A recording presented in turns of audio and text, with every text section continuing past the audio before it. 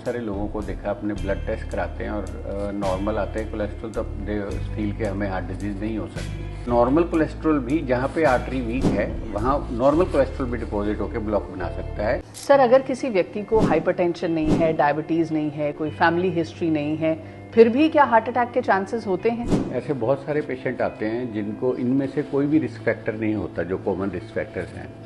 तो एक तो एज के साथ हार्ट डिजीज़ बढ़ती है, मीनोपॉज के बाद हार्ट डिजीज़ बढ़ती है।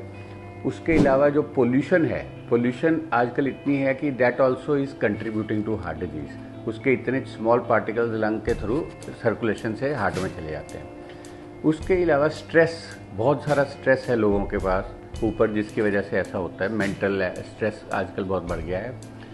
एक वायरल इन्फेक्शंस होती हैं कुछ, जो हार्ट डिजीज़, हार्ट अटैक कर सकती हैं। जैसे कोविड में बहुत हार्ट अटैक हुए थे, वो it was a viral infection. Sir, अगर किसी व्यक्ति का कोलेस्ट्रॉल लेवल ठीक है, कम है, तो भी क्या उसे हार्ट अटैक हो सकता है? मैंने बहुत सारे लोगों को देखा, अपने ब्लड टेस्ट कराते हैं और नॉर्मल आते हैं कोलेस्ट्रॉल, तब दे फील के हमें हार्ट डिजीज़ नहीं हो सकती। मैं आपको बताना चाहूँगा कि जितने पेशेंट्स की हम एंजियोप्लास्टी करते हैं या बाईपास करते हैं, जिनको बहुत एक्सटेंसिव हार्ट डिजीज़ होती है, इतना कोलेस्ट्रॉल डिपॉजिटेड होता है, उनके कई 50% से ज़्यादा पेशेंट्स के कोलेस्ट्रॉल या तो नॉर्मल होते हैं या बिलो नॉर्मल होते हैं।